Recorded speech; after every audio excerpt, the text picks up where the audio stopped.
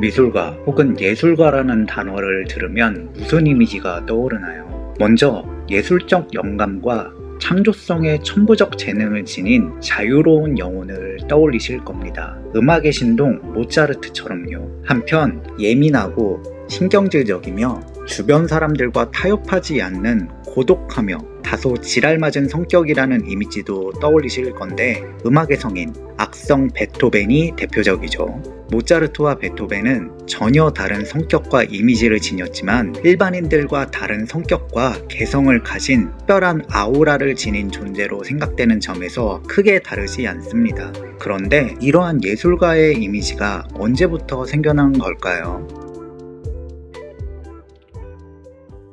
안녕하세요, 한양 수다인입니다. 이번 영상은 그림 바수다 외전으로 잠시 19세기 프랑스 화가들이 그린 두 점의 그림과 관련한 이야기를 해보고자 합니다. 티치아노의 개와 함께한 카를 5세와 관련한 마지막 영상 후반부에 잠깐 등장한 그림으로서 베제레의 티치아노의 붓을 주워주는 카를 5세와 앵그르의 레오나르도 다빈치의 죽음입니다. 먼저 피에르 베제르가 1808년에 그린 그림의 소재는 신성 로마 제국의 황제 카를 5세와 티치아노와의 일화입니다. 티치아노 사후 이탈리아의 극작가인 까를로 리돌피는 17세기에 티치아노의 전기를 출간합니다. 여기에는 1548년 카를 5세와 티치아노와의 일화가 등장합니다. 황제는 독일 아우구스부르크에서 장기간 체류하였고, 이 기간 동안 티치아노와 함께 시간을 보내며 둘의 사이가 각별해졌다고 합니다. 하루는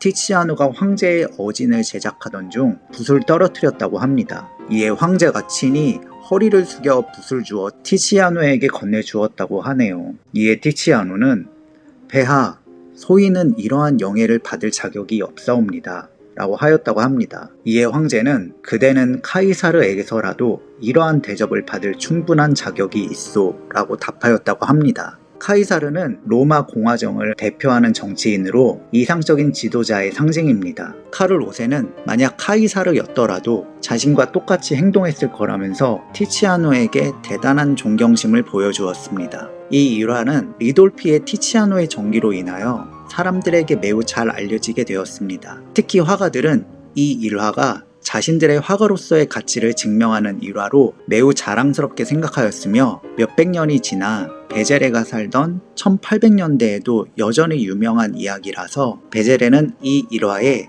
작가의 상상력을 더하여 캔버스에 표현하였습니다. 티치아노는 갑옷을 입은 군인으로서의 황제의 초상화를 제작하던 중이었고, 의자에 앉아있는 황제는 떨어진 붓을 이미 주운 상태이며 붓은 황제의 왼손과 티치아노의 오른손에 동시에 쥐어져 있습니다. 마치 미켈란젤로의 천지창조 속 아담의 창조에서 하나님과 아담의 손가락이 닿기 직전처럼 극적인 순간으로 이 둘이 동시에 하나의 붓을 쥐고 있음은 이 둘이 신분과 계급을 초월한 소울메이트임을 암시합니다. 황제의 뒤에는 루트를 들고 있는 젊은 여인이 등장합니다. 초상화가 제작되는 동안 황제의 무료함을 달래주기 위하여 음악을 연주하는 시녀일 수도 있지만 황제가 아닌 티치아노를 바라보고 있다는 점에서 티치아노에게 예술적 영감을 선사하며 이 영광스러운 순간에 티치아노를 축하하기 위한 보이지 않는 영적 존재인 예술의 여신 뮤즈로 해석될 수도 있습니다. 베제레의 그림이 완성된 지 10년 후 앵그르는 프랑스와 1세와 레오나르도 다빈치와 관련된 일화를 다룬 그림을 그립니다. 최초의 미술사학자인 바사리의 최초의 미술사 서적인 미술과 열전에 다빈치의 생애도 기술되어 있습니다. 다빈치는 1518년 5월 2일 프랑스 앙부아즈에서 사망하였습니다. 이 천재를 대단히 존경하였던 프랑스와 1세는 다빈치가 숨을 거두기 직전이라는 소식을 접하고 다빈치의 곁을 지켰고, 다빈치는 5월 2일 67세의 나이로 프랑스와 1세의 품에 안겨 숨을 거두었다고 합니다.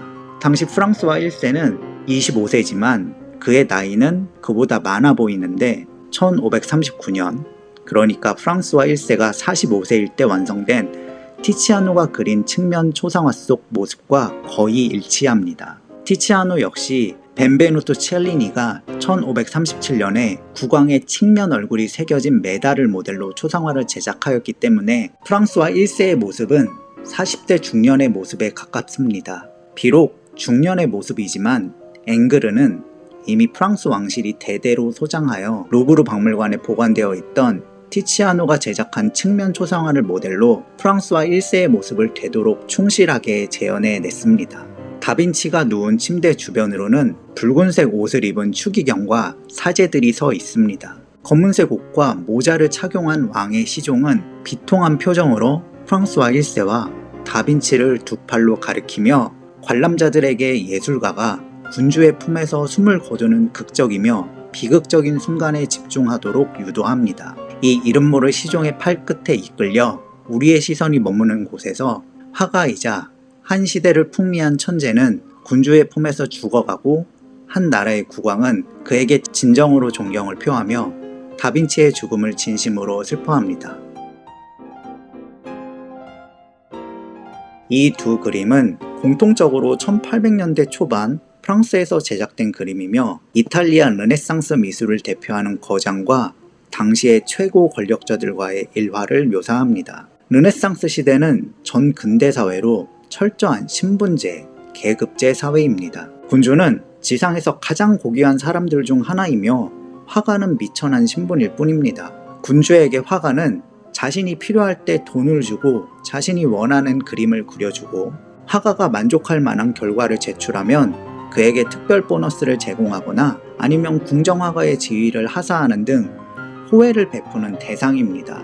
하지만 베제레와 앵그르가 그린 군주들과 티치아노와 다빈치와의 일화는 갑과 을의 관계가 아닌 진정한 우정을 나누는 인간 대 인간의 동등한 관계입니다.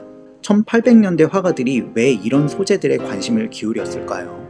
18세기 영국에서 시작된 계몽주의는 프랑스에 이르러 꽃을 피웠으며 특히 사생아 출신으로 스위스 제네바에서 온 루소가 1762년 세상에 발표한 사회계약론은 기존의 사회 질서를 완전히 무너뜨리는 초석을 마련하였습니다. 루소의 사상은 1789년 프랑스 대혁명이 발생하는 사상적 원료가 되었지만 문화 예술에 있어서도 근본적인 변화를 예고하였습니다. 타고난 신분이나 계급 간의 차이는 존재하지 않으며 그저 사회를 유지, 발전시키기 위하여 인류가 임의적으로 마련한 계약의 결과이며 이 계약은 불평등하며 사회 계약이 이루어지기 이전의 인간의 주권, 즉 인간의 평등성을 회복하여야 한다는 인식이 빠르게 확산되었습니다.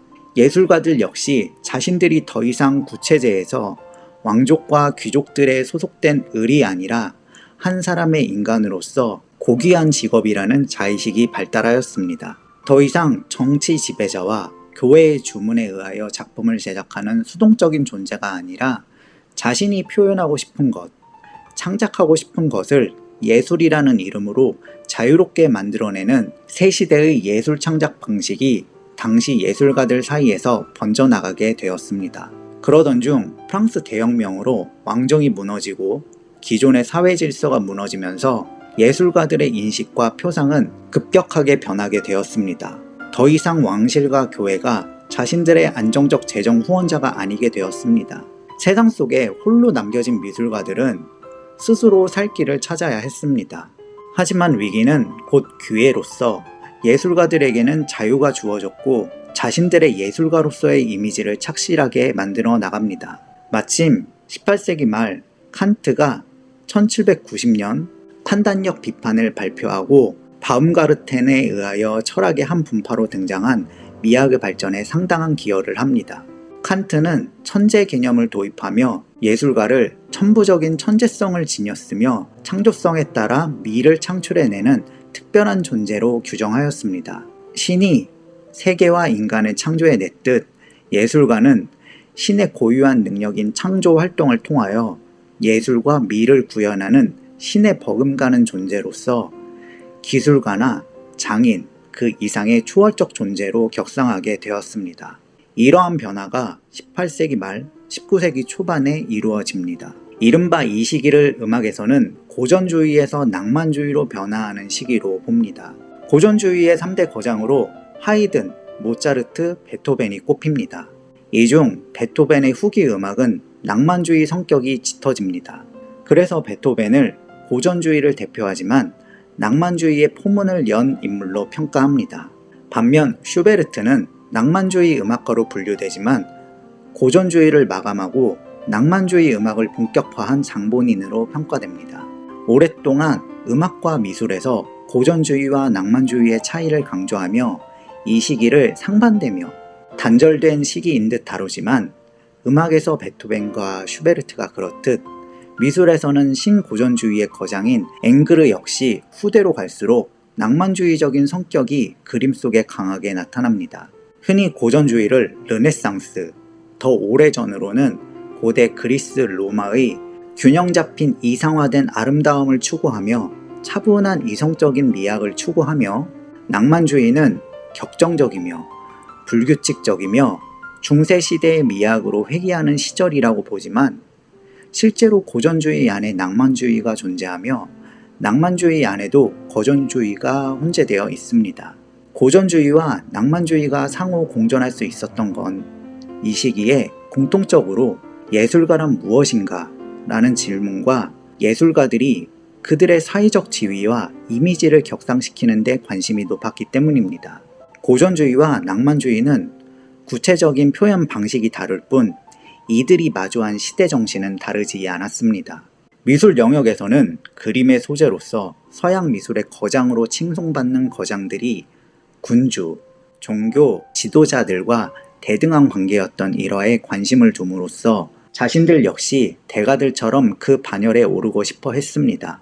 다만 티치아노나 다빈치와 같이 몇몇 특수한 일부 사람들이 아니라 미술가라는 직업 전체가 그 영광을 누리고 싶어졌습니다. 베제레가 티치아노의 붓을 주워주는 카를 오세를, 앵그르가 레오나르도 다빈치의 죽음을 그렸던 1800년대 초반은 아직 예술가가 우리가 생각하는 정형화된 예술가의 표상이 확고하게 자리 잡기 이전으로서 당시 미술가들의 고민과 욕망이 담겨져 있는 그림입니다. 베제레의 그림은 현재 프랑스 보르도의 보르도 미술관에, 앵그르의 그림은 프랑스 파리의 뿌티팔레에 소장되어 있습니다. 이번 영상은 그림 바수다의 외전으로서 1800년대 프랑스에서 제작된 두 그림을 가지고 진행하였습니다. 베제레와 앵그르의 그림은 우리가 생각하는 예술가의 전형적인 이미지가 형성되던 시절에 제작된 그림으로서 티치아노와 다빈치가 카를 5세 및 프랑스와 1세와 같은 당시 최고 권력자들과의 우정어린 관계를 후대 화가들의 시각에서 재구성한 그림, 그 이상의 가치를 지녔음을 이해하셨길 바라며 이만 영상을 마치고자 합니다.